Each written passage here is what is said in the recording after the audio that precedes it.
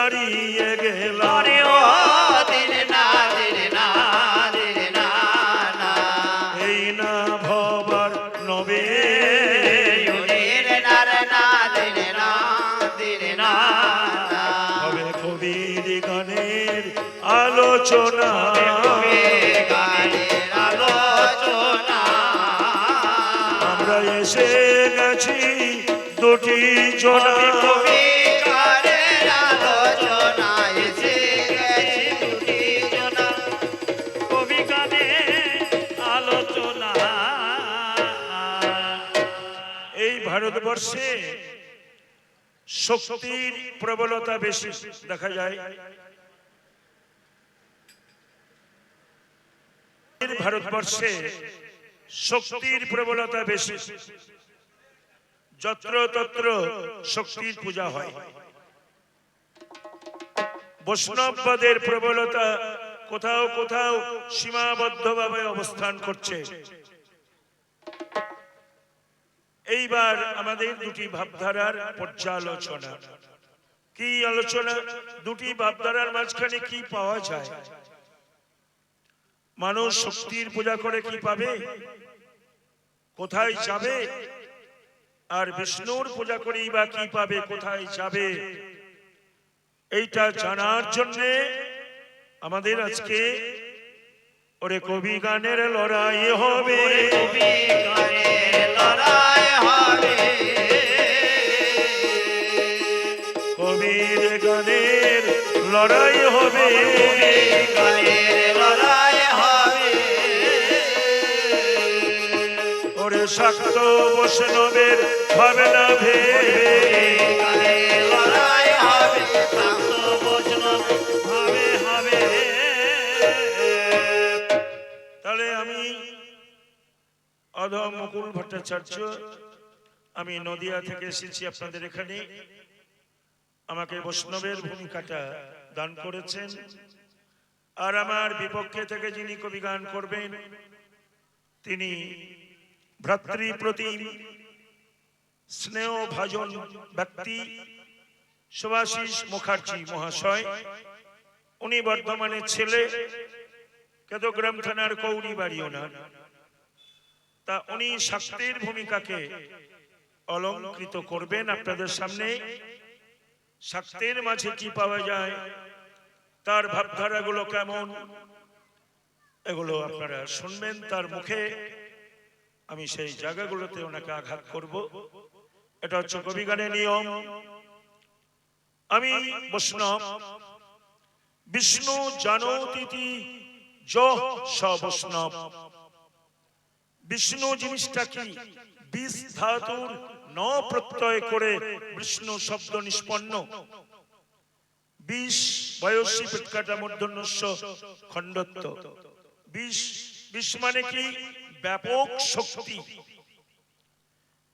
যার মাঝখানে মহা ব্যাপকত্ব আছে সেই শক্তিটাকে বলা হয় বিষ্ণু শক্তি তিনি পালন কার্যে ব্রতী রয়েছেন অনন্ত ব্রহ্মাণ্ডকে তিনি পালন করছেন তাই বিষ্ণুর উপরে আমাদের সাধনা সেই বিষ্ণু শক্তির উপরে যারা যারা রয়েছেন তাদেরকে আমরা ডাকি তাহলে একদিকে শক্তিবাদ একদিকে বৈষ্ণববাদ একদিকে মাতৃভাবধারা একদিকে পিতৃভাবধারা একদিকে ভগবতবাদ আর একদিকে হচ্ছে তার চরণের যিনি দাসী সেই দাসীবাদ তাহলে এই দুটো বাদের উপরে আমাদের আজকে আলোচনা হবে এবার কবি গান গাইতে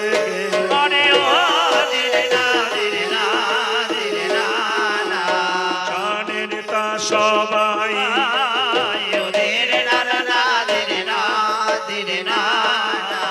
দেখাশোনা করতে হবে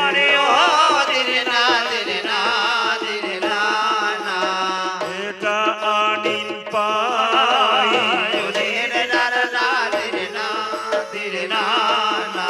আমাদের দেশের কবিতাটা আইন আছে দেখাশোনা সাক্ষাৎকারের আলোচনার একটা ক্ষেত্র নির্বাচন করা, সেখানে দাঁড়িয়ে কথাবার্তা বলা, এটাকেই বলা হয় দেখাশোনা।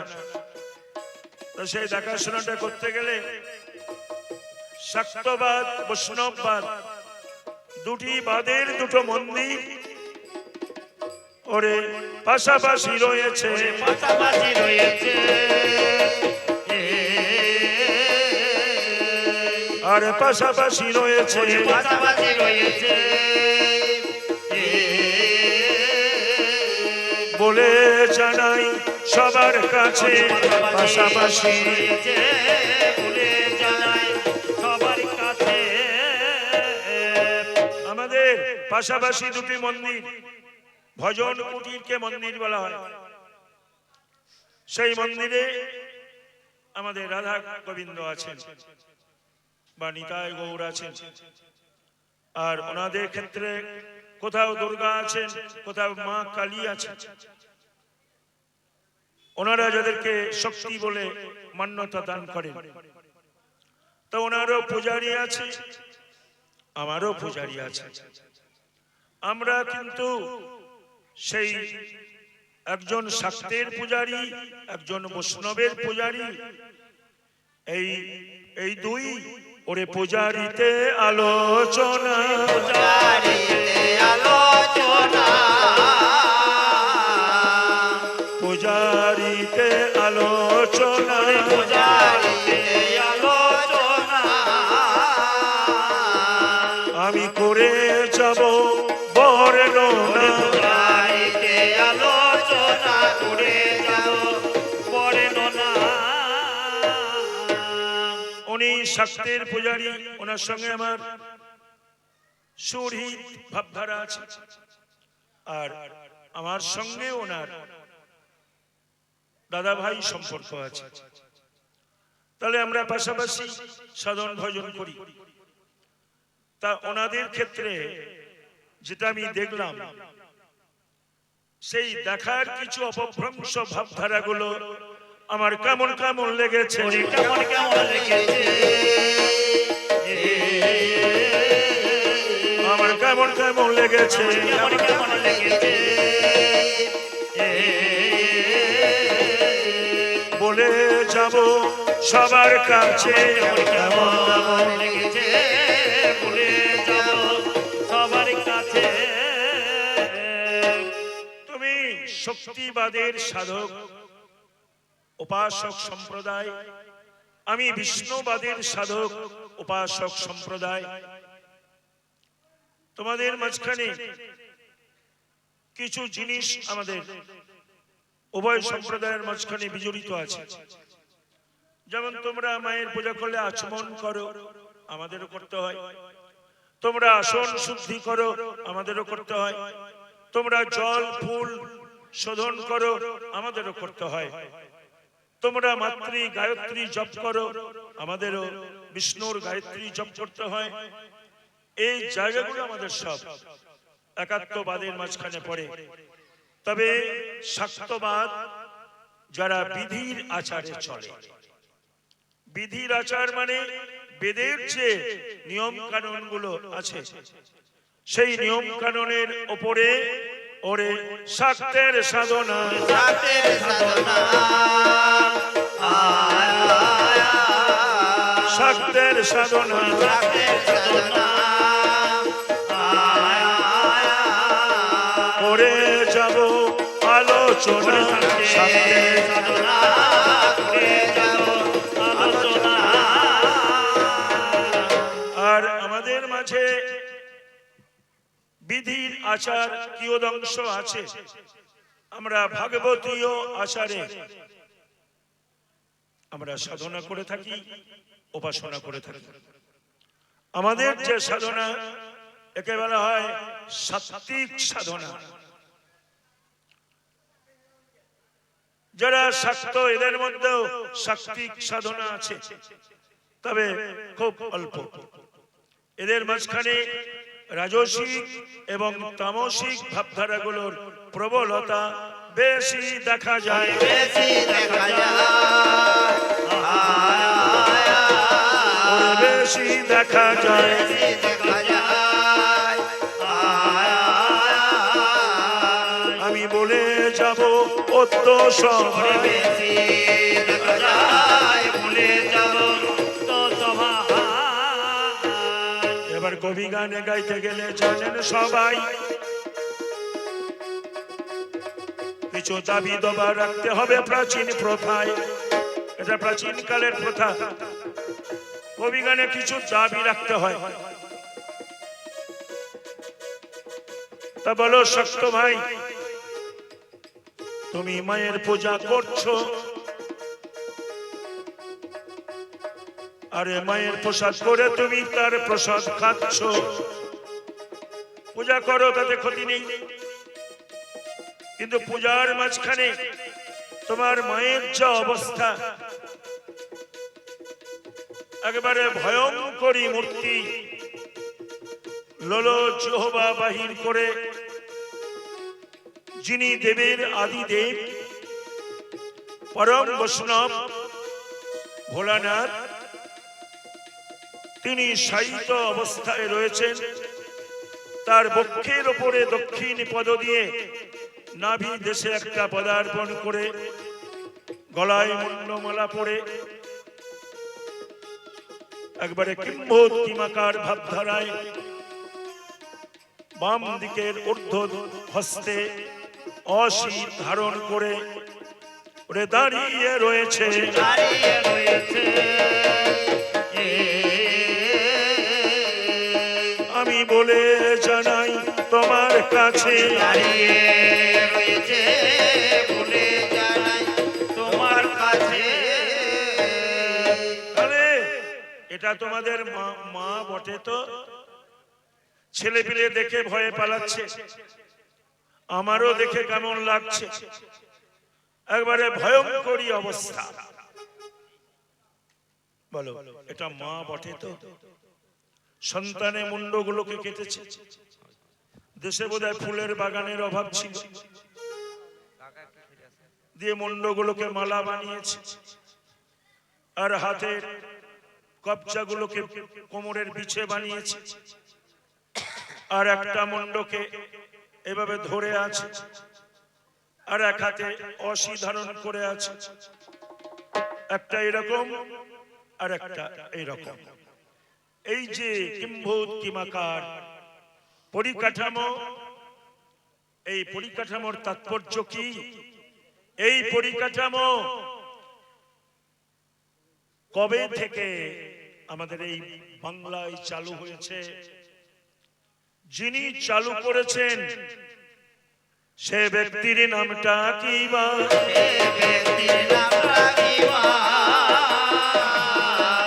কেমন করে চালু হলো? কেমন করে চালু হলো? এই অবস্থান নির্ণয় করে কবিগান একটা দাবি রাখতে হয়। এটা অবস্থান নির্ণয় করে একটা দাবি। এবার বলো শক্ত ভাই, তুমিও সাধক, তোমাকে আমি সম্মান করি, কেন এই পূজায় তোমাদের এই পঞ্চমকারের সাধনার প্রয়োজন হয়? এই পঞ্চমকার সাধনা কি?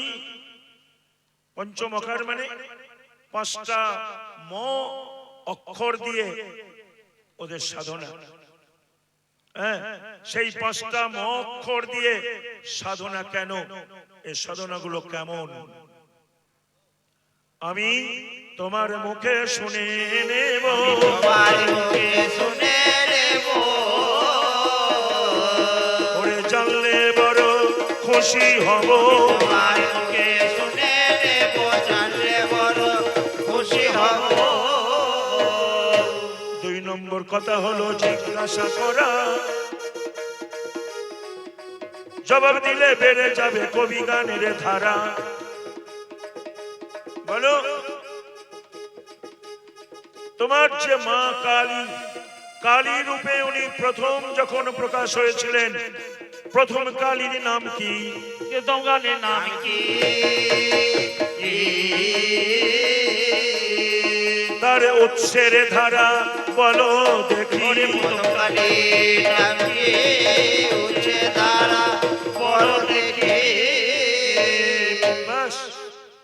তিন নম্বর কথা তোমাকে শোধানো থাকলো, তুমি এই তিনের কথার জবাব দিলে কবি গানের ফলন যাবে ফলে। এখানে আমি রেখে দিলাম, এটা গানে লাগালাম। এই দেহ কলে এ তো পরের ঘর, আমরা ভাড়া দিয়ে আছি ভাড়াটিয়া ঘরে। দেহ কলে এ তো পরের ঘর, ভাড়া দিয়ে আছি ভাড়াটিয়া ঘরে। দেহ কলে এ তো পরের ঘর, ভাড়া দিয়ে আছি ভাড়াটিয়া ঘরে। দেহ কলে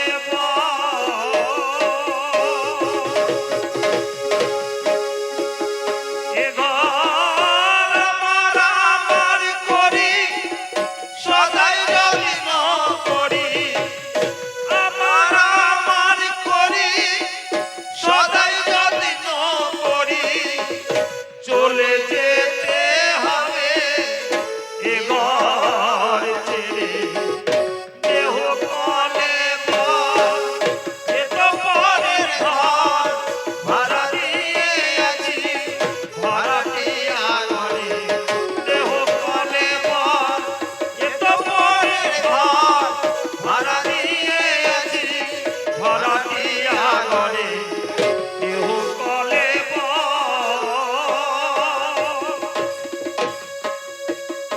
এই ঘরে বসে সবাই করিবে চাকে না, কারো হইল লাভ কারো হইল দেনা। এই ঘরে বসে সবাই করিবে চাকে না, কারো হইল লাভ কারো হইল দেনা। যা জমা খরচ আছে মহাজনের কাছে, যা জমা খরচ আছে মহাজনের কাছে। আমার হিসাব আমি দেব কেমন করে। দেহ কলে এ তো পরের ঘর, ভাড়া দিয়ে আছি ভাড়াটিয়া ঘরে। দেহ কলে এ তো পরের ঘর, ভাড়া দিয়ে আছি ভাড়াটিয়া ঘরে। দেহ কলে এই গুরু তত্ত্ব চিন্তা করি না রে চিরদিন সমান যাবে না জনমে। গুরু তত্ত্ব চিন্তা